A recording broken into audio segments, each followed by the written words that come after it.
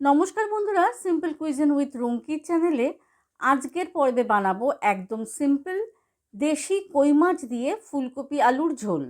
এই রান্নাটি শীতে যেন এক অন্যরকম মাত্রা পায়।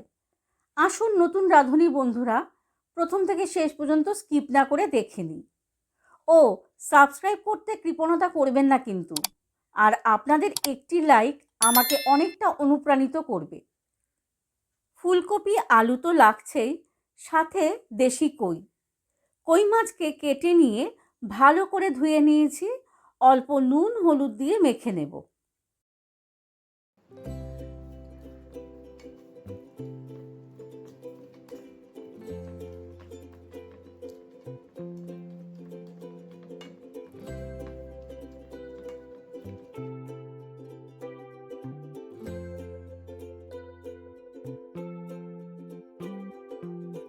আলুর খোসা হালকা হাতে পরিষ্কার করে নেব।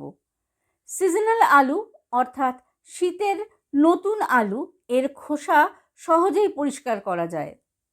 আলুকে এবার লম্বা লম্বা করে কেটে নেব, সাথে আলুকে ভালো করে ধুয়ে নেব।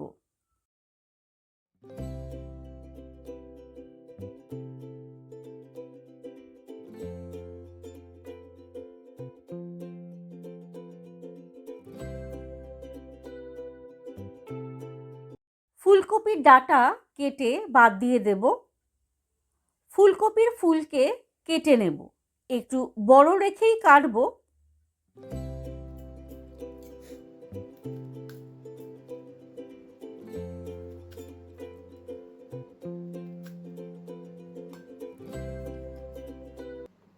ফুলকপি একটু বড় সাইজের কেটে এই ডাঁটির দিকে একটু কাট দিয়ে দেব, সিদ্ধ হতে সুবিধা হবে।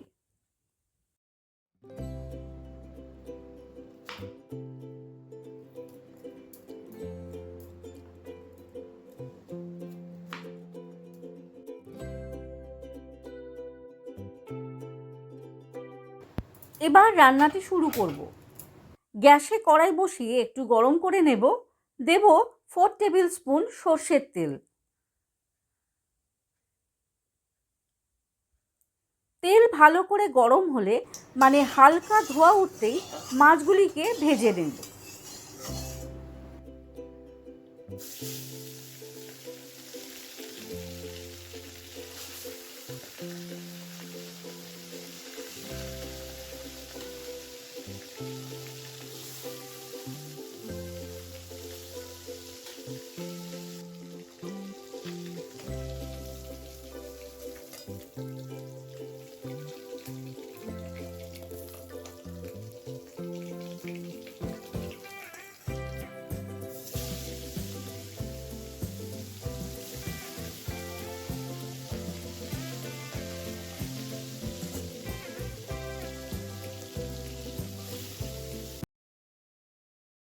মাছগুলি ভাজা হয়ে গেলে মাছ ভাজার ওই অবশিষ্ট তেলেই ফুলকপিকে ভেজে নেব।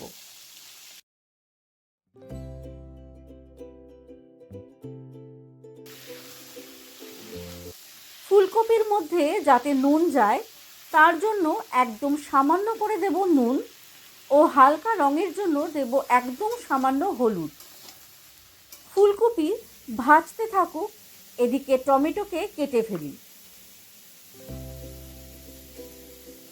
আমি এই রান্নায় 3টি ছোট সাইজের টমেটো নিয়েছি। টমেটোগুলিকে একদম ছোট ছোট করে কেটে নেব।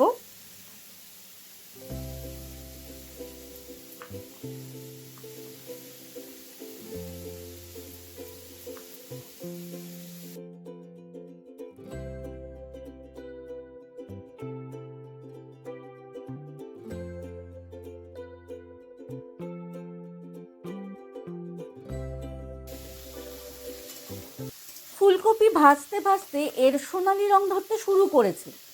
ফুলকপিকে এবার অন্য পাত্রে নামিয়ে নেব।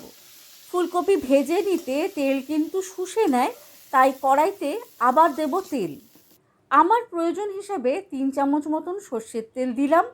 তেল গরম হলে ফোড়ন দেব 2টি তেজপাতা, 2টি শুকনো লঙ্কা, গোটা গরম মশলা আছে এলাচ, দারচিনি, লবঙ্গ, গোটা জিরে ফোড়ন দেব, আর অবশ্যই এখানে 2-3টে কাঁচা লঙ্কা চিড়ে দেবেন, আমি এখানে স্কিপ করে গেছি।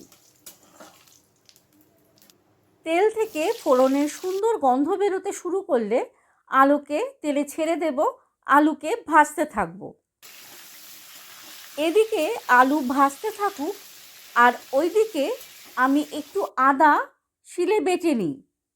আদার সাথে আমি 3 কোয়া রসুন নিয়ে নিয়েছি।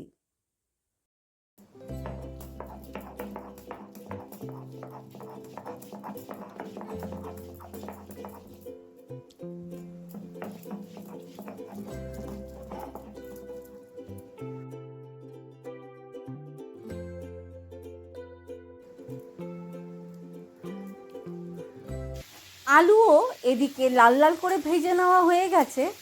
কেটে নেওয়া টমেটোকে দিয়ে আলুকে আবারও একটু ভাজতে থাকবো।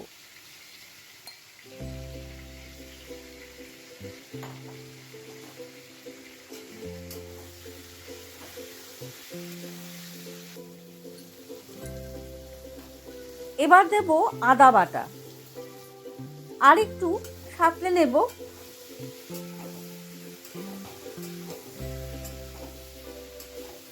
দেব প্রতিদিনের রান্নার গুঁড়ো মশলা, হলুদ, জিরের গুঁড়ো, রঙের জন্য দেব কাশ্মীরি লঙ্কার গুঁড়ো, আর দেব শাহি গরম মশলা। সব মশলা দিয়ে এবার একটু ভালো করে কষিয়ে নেব।